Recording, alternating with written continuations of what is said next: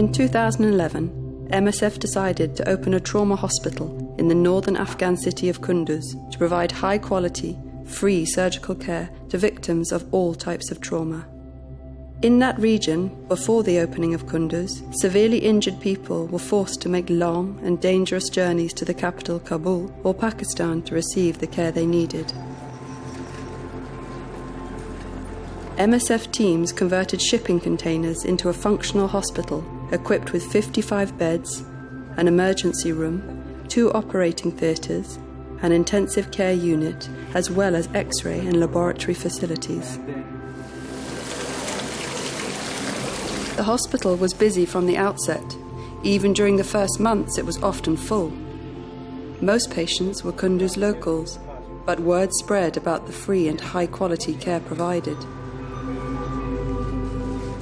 People started coming from neighbouring provinces like Taha and Baghlan, or even from Faizabad and Mazar-e-Sharif. The MSF teams treated everyone, civilians, combatants, and people from all ethnic groups.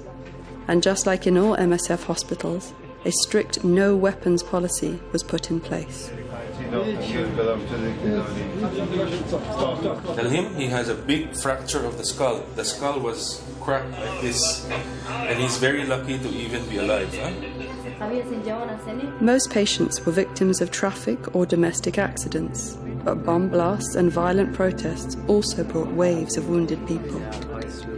The medical team had to learn how to quickly identify who was in most need of critical care.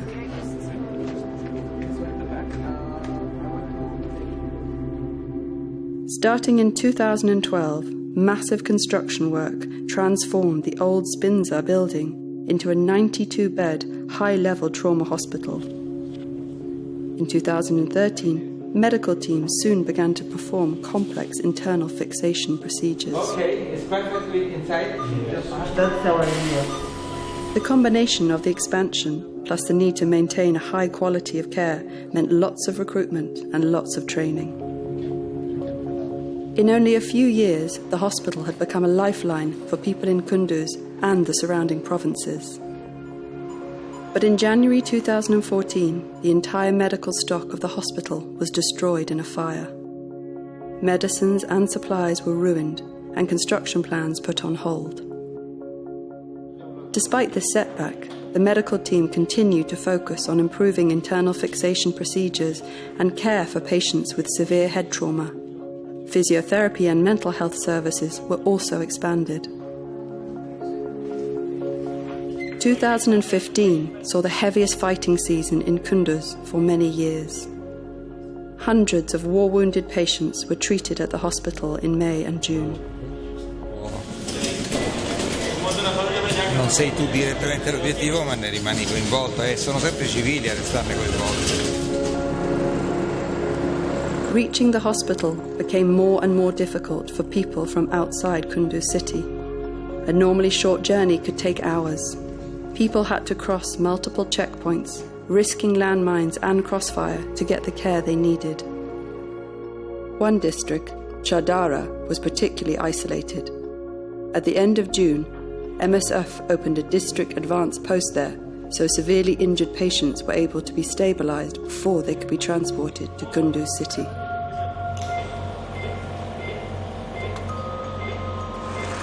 On the 1st of July, Afghan special forces carried out a violent armed intrusion into the hospital. They harassed patients and physically assaulted staff. MSF condemned this unacceptable breach of international humanitarian law. The hospital closed its doors for 5 days, whilst MSF engaged with the military authorities to emphasize the neutrality and protection of medical facilities to make sure that such an incident would not happen again. On the 28th of September 2015, the MSF hospital suddenly found itself in the middle of a quickly shifting front line. The armed opposition launched a takeover of Kunduz city. The team was overwhelmed with hundreds of wounded patients. They urgently increased the capacity of the hospital to 130 beds. There's gas here. MSF staff risked their lives to ensure the hospital kept running. They managed to perform 138 surgeries and treat 376 patients in just 5 days. At that time, the Kunduz Trauma Centre became the last sanctuary for the wounded amidst the fighting. Men, women, children, civilians and combatants from both sides were all cared for with dignity. The no weapons policy was strictly respected by everyone.